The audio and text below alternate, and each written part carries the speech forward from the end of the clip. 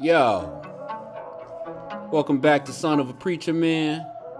As always, I am your host, Soap Man. Now, in my last episode, I kind of went off the reservation and broke away from my usual programming and presentation. I wanted to talk about the evolution of rap, along with the evolution of the various rap artists within the art form.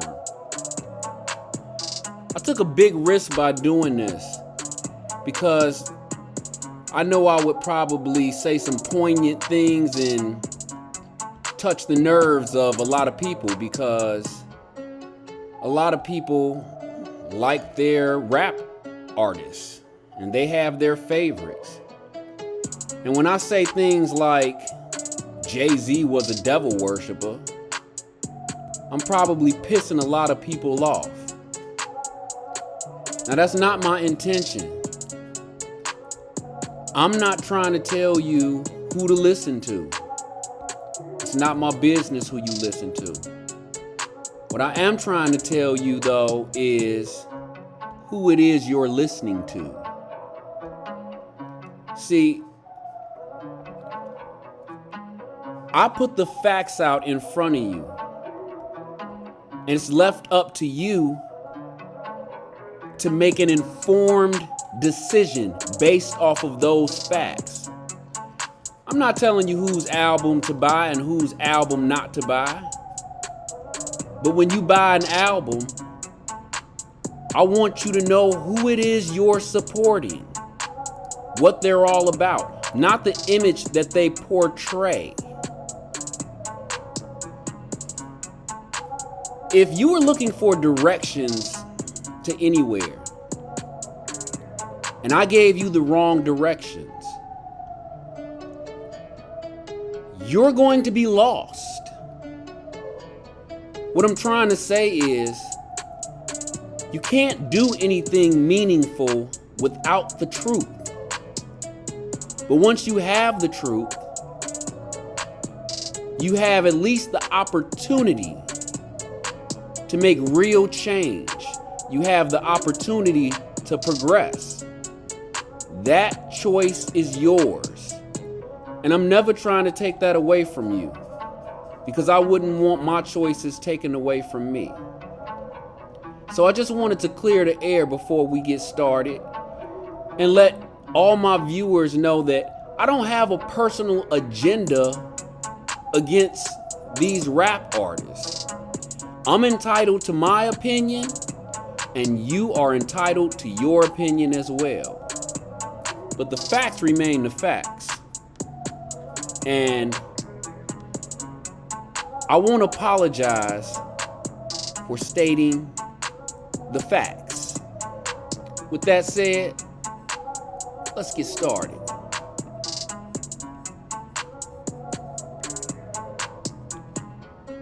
Today's episode, the State of the Union, clout chasing, devil worship, and social media, part 2.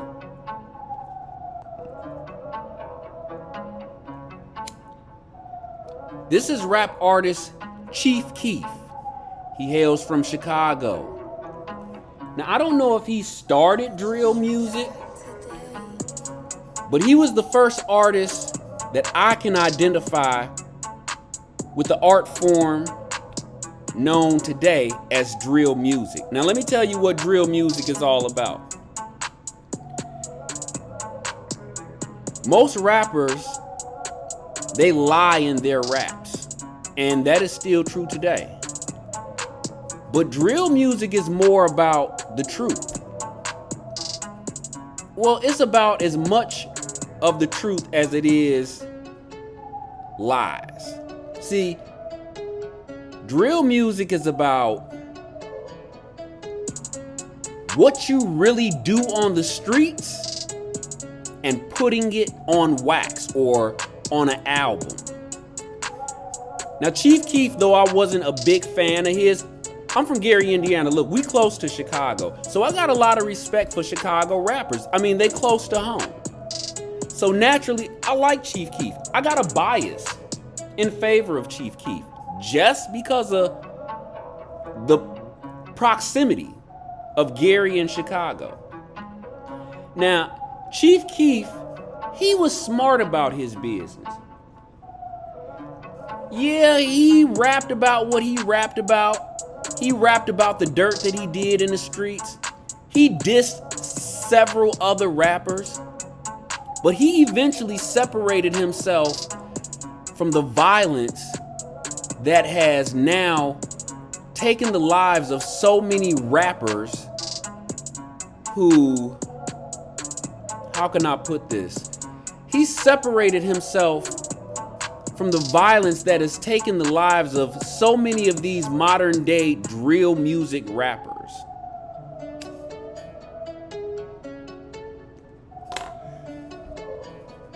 This is King Von. He could not separate himself from the violence that comes along with drill music. King Von passed away violently on November 6th, 2020. King Von was no angel. He bragged about murders that he committed, and he bragged about cases that he beat. He bragged about getting away with those murders, and he put it all on wax, and it made him a millionaire. But November 6, 2020, karma caught up with King Von, and he became a victim of the very type of lyrics that he rapped about. King Von referred to himself in his lyrics as a real demon. Now think about that for a moment. A real demon. I'm saying this not to belittle King Von or tarnish his character or legacy. I mean, he did that enough all on his own. But what I'm trying to get you to see is the evolution of rap. In my last video, we talked about how rap started, how hip hop started, where it came from. Now I'm trying to get you to see what it has descended into. It started out as being about how fly you was and how dope you were and how much you like to party. And now it's just plain about killing niggas and rapping about it. And the fans love this type of music. They love these rappers love the attention that they get from putting this type of music out. But these boys are talking about real murders that they have done on the streets. Real killings. They're talking about real cases that they have beaten. That is the face of modern day rap. King Von is the face of modern day rap. This is Lil Durk. Now I bet you thinking I'm gonna say something bad about Lil Durk, but I'm not. I like Lil Durk. He's also from Chicago. He put King Von on. He comes from the same block as King Von, O Block. Now, Lil Durk by no means has a halo over his head. But I still have a little respect for Lil Durk because he's smart about the way he does things. He didn't stay in the hood and, continue living that type of lifestyle. And I'm not saying to a certain degree he doesn't still live that type of lifestyle. But he at least made an attempt. He at least made an attempt to put some distance between himself and the numerous murders happening and going on in Chicago. Now, it's for God to judge Lil Durk, not me. Me personally, I like the guy. I hope he does well and does not fall a victim to this clout chasing, high-siding and snitching, and rappers just basically snitching on themselves. Let me tell you what the prosecutor in Georgia said. She said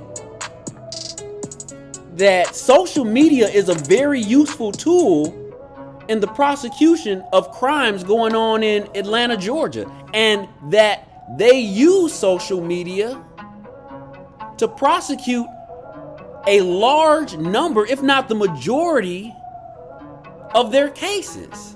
Now, why would she say that? It's because these rappers are snitching on themselves. You no longer have to, round up witnesses. You no longer have to beat the streets like police used to do. All you got to do is log on to these dudes' Instagram account, social media, Facebook, where they're snitching and telling on themselves by way of bragging. So Lil Durk's slightly smarter than that, and so I have a little bit more respect for him than I do the average drill rapper. I'm also biased in favor of him because he too, like Chief Keef and King Von, is from Chicago. This is Slim Jesus. He is from Ohio somewhere. First of all, how disrespectful can you be? Using the Lord's name in vain, okay?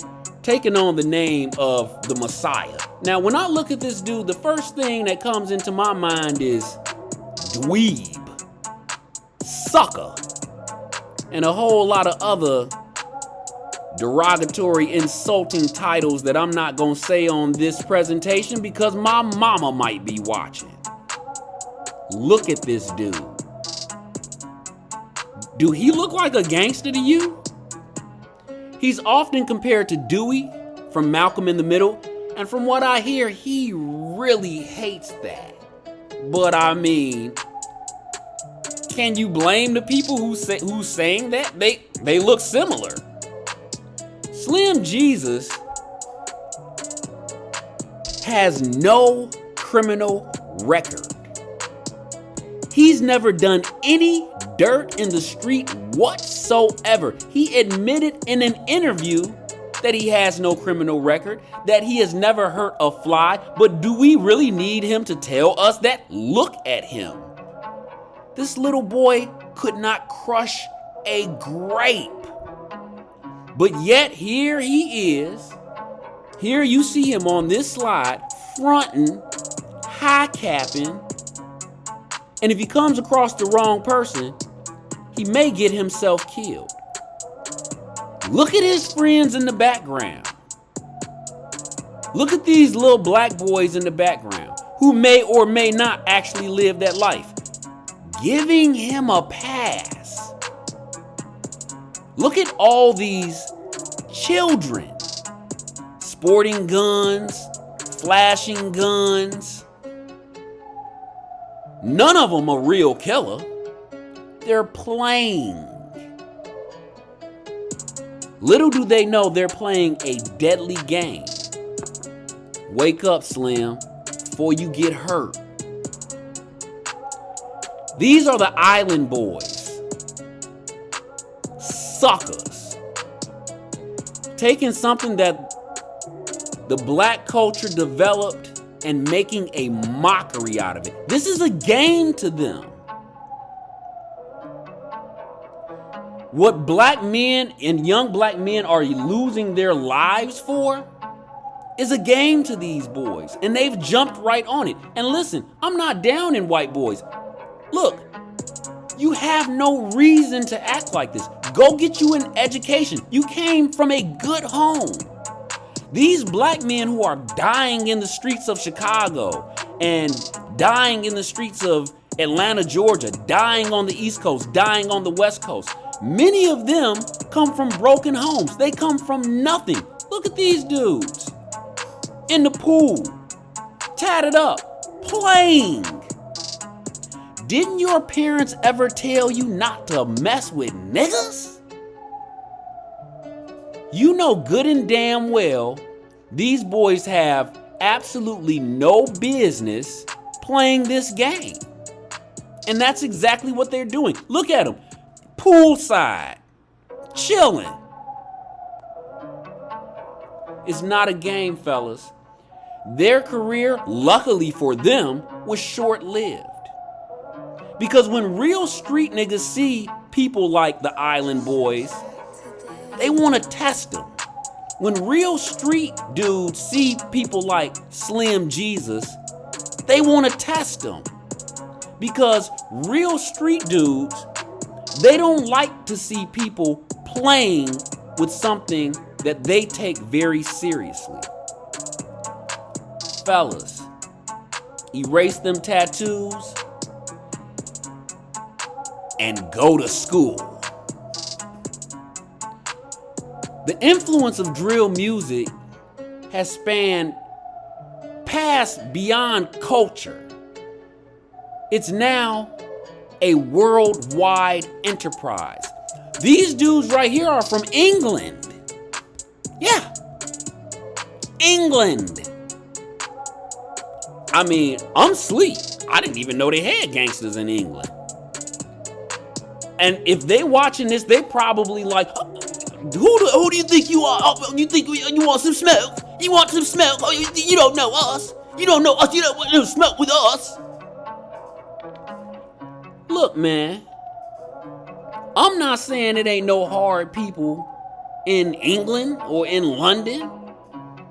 I'm not trying to rain on these brothers' parade. It's just odd. These dudes are from Canada. Canada. It's hard for me to take them seriously. It's hard for me to take these dudes from England and Canada, and I'm not putting them in the same boat as the Island Boys and Slim Jesus, but it's hard for me to take these dudes seriously knowing what I know. I was in the rap game. I went under the stage name Tug of War. I've seen a few things. I'm not trying to act like I'm Suge Knight, but I've seen a few real things in my experience. This is a dangerous, deadly game that you're playing if you are not authentic.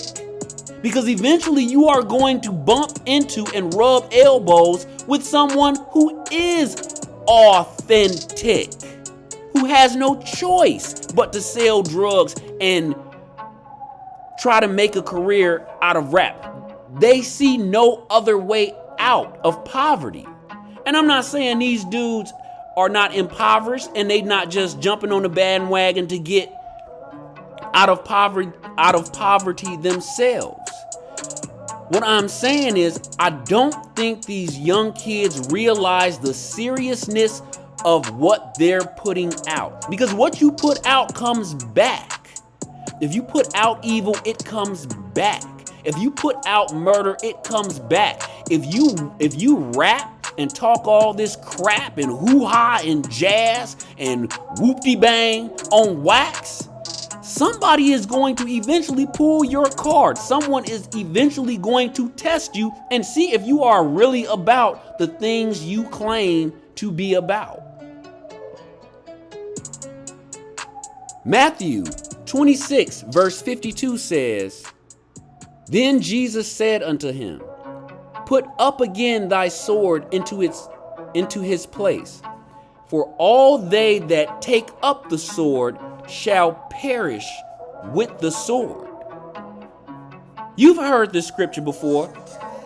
To paraphrase it, live by the sword, die by the sword.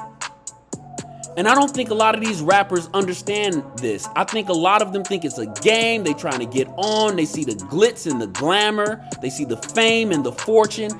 But what they do not see, what they're missing is the cost. The COST. You gotta pay to play. You pay for everything in this life. You don't get away with anything. Luckily for me, I got out the rap game. I probably would have gotten chewed up and spit out after I chewed up and spit out a few folks. I had to put this slide up. It's a little bit on a tangent. This is psychodrama. To the left, you see Young Buck. In the middle, that's Nuisance. And to the right, you see Side. I'll put this slide up for one single reason. And that is that this is the dopest rap group ever in history. They too are from Chicago, so naturally I'm biased in favor of them. But Psychodrama, in my opinion, is the coldest rap group to ever rap, period. Period. I just had to put that out there. Big ups to Psychodrama. Thank you for so many years of real rap. Now, I bet this is a familiar face. And I bet you're wondering, what does he have to do with this? Well, like a lot of these clout chasing, high capping, high siding rappers, Donald Trump is a lot like them. He's a liar. He literally gets away with, he practically gets away with murder. He once said, I could shoot somebody in the middle of Fifth Avenue and I wouldn't lose any supporters. And you know what? He's right. Because like a lot of these rappers, he has hypnotized his audience. He has hypnotized his fans. They are so taken by him. They are so enthralled by him that he can do no wrong.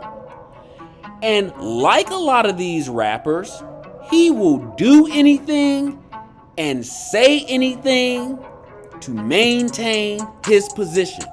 This is him hugging the American flag. Now, I'm not going to sit here and say that Donald Trump doesn't love his country. Why wouldn't he? It's allowed him to get away with so much. It's allowed him to become a so-called billionaire. But I bet you Donald Trump loves money more than he does that flag. Donald Trump will hug anything if it'll give him a pass. Hell, his racist ass will hug a black person if he thinks it will make him more money. This is him hugging a Bible as he holds it upside down. I bet you Donald Trump cannot quote one verse out of that book. I bet you.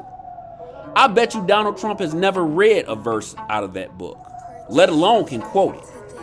But here you see him holding it up like he's a deacon or something, like he's a prophet. And he even once alluded that he may have been sent from heaven. And then let me tell you this, I don't totally disagree with him. Maybe he was sent by God.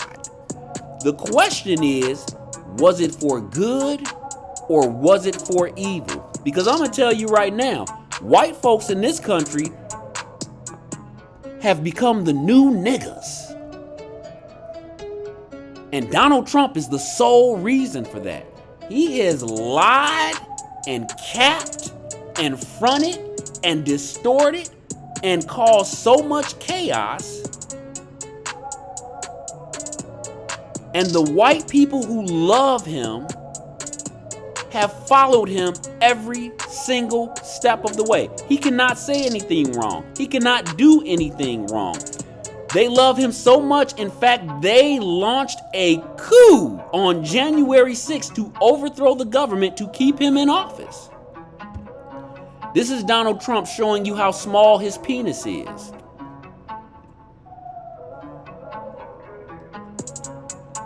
My God. The man may run for office again. And let me tell you, if we let him back into office, he will never leave.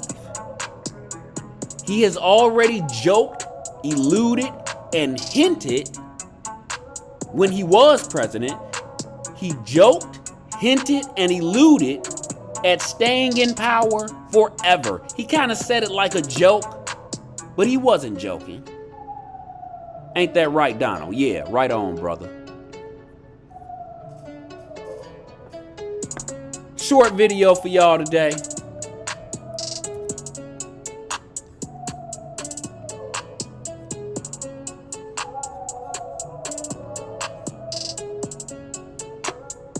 I want to thank y'all for joining me for this episode of Son of a Preacher Man. I know it was short and sweet, but I had to chop it up and divide it up so that it wouldn't be too long and so that I can keep my word to stay within 30 minutes. So, with that being said, tune in next time. Same soap time, same soap channel. We out.